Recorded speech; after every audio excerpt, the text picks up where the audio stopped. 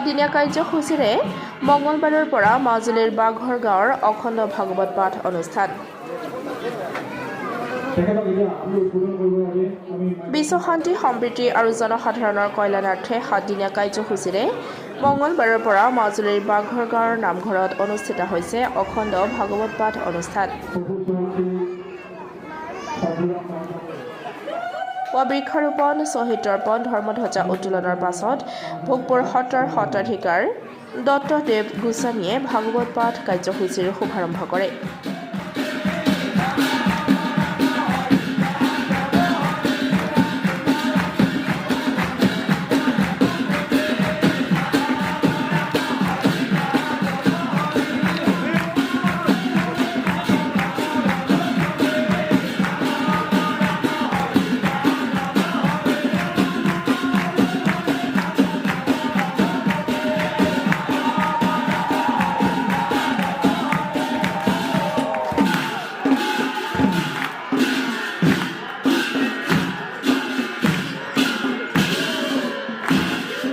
বাঘগাঁও সমূহ ৰাইজ একত্ৰিত হৈ বিশ্ব শান্তি সম্প্ৰীতি আৰু কল্যাণৰ অৰ্থে বাঘগাঁও ৰাইজে সাতদিনীয়াকৈ অখণ্ড ভাগৱত অনুষ্ঠানটো আৰম্ভ কৰিছে। তাৰ প্ৰথম কাৰ্যসূচী হিচাপে আমাৰ বৃক্ষৰোপণ, শ্বহীদ তৰ্পক আৰু ধৰ্মধ্বজা উত্তোলন ইতিমধ্যে হৈ গৈছে। ইয়াৰ পাছতে আমাৰ যি ভাগৱত পাঠৰ কাৰ্যসূচী শুভাৰম্ভ কৰে ভোগপুৰ সত্ৰৰ সত্ৰাধিকাৰ প্ৰভু শ্ৰী দত্তদেৱ গোস্বামী ডাঙৰীয়াই। ইয়াৰ পাছতে আমাৰ আজি ভাগৱত অনুষ্ঠানৰ কাৰ্যসূচী আমাৰ অবিৰতভাৱে চলি আছে। ধন্যবাদ। আপুনি সকলোৱে গম পাইছেই আমাৰ বিশ্বৰ শান্তিৰ কাৰণে জনসাধাৰণৰ কল্যাণৰ অৰ্থে আমি বাঘৰ গাঁও সমূহ ৰাইজ একত্ৰিত হৈ সাতদিনীয়া কাৰ্যসূচীৰে শ্ৰীমদ ভাগৱত আমি আৰম্ভ কৰিছোঁ। আজি আমাৰ প্ৰথম দিনৰ কাৰ্যসূচী। আজি প্ৰথম দিনৰ কাৰ্যসূচীৰ শুভ আৰম্ভ কৰে শ্ৰী শ্ৰী ভোগপুৰ সত্ৰৰ সত্ৰাধিকাৰ প্ৰভু দত্তদেৱ গোস্বামী প্ৰভুৱে। আৰু ইয়াৰ পাছতে আমাৰ ভাগৱত পাঠৰ অবিৰত কাৰ্যক্ৰম আৰম্ভ হ'ব। গতিকে লৈ আমাৰ এই কাৰ্যসূচীত সমূহ ৰাইজক আমি সহায় সহযোগিতা একান্ত কামনা কৰিছোঁ।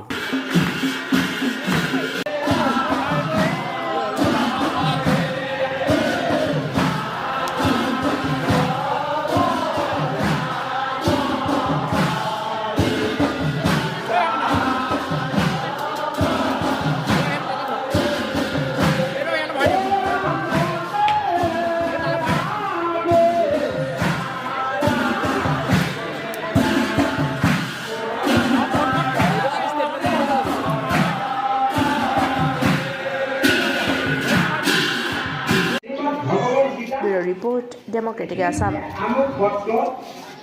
এইটো আমাৰ পৰম্পৰা আহি সেই হেতুকে আমি যি শব্দই জাগ্ৰত কৰা ওলাইছে চৈতন্য কৰা ভাগৱত যদি ভগৱন্তৰ কোনো বৰ্ণনা কৰা আছে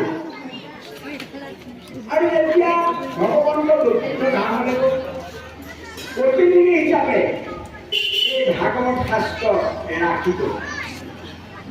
এই ভাগৱত শাস্ত্ৰ সংক্ষেপতে শ্ৰীনাৰায়ণে ব্ৰহ্মাক বৰ্ণনা কৰিছে। হাজাৰ হাজাৰ বছৰ তপস্যাৰ পাছত ব্ৰহ্মাই কি পালে? কাণিত এটা হাতেৰে শব্দ কৰা। আকৌ এটা তপ পালে। ঠিক তেনেদৰে চাৰিটি তপ। প্ৰথম তপে কি বুজালে? যে শব্দ ব্ৰহ্ম সেইটো ক'ৰ পৰা আহিছে? সেয়া হৈছে জ্ঞান।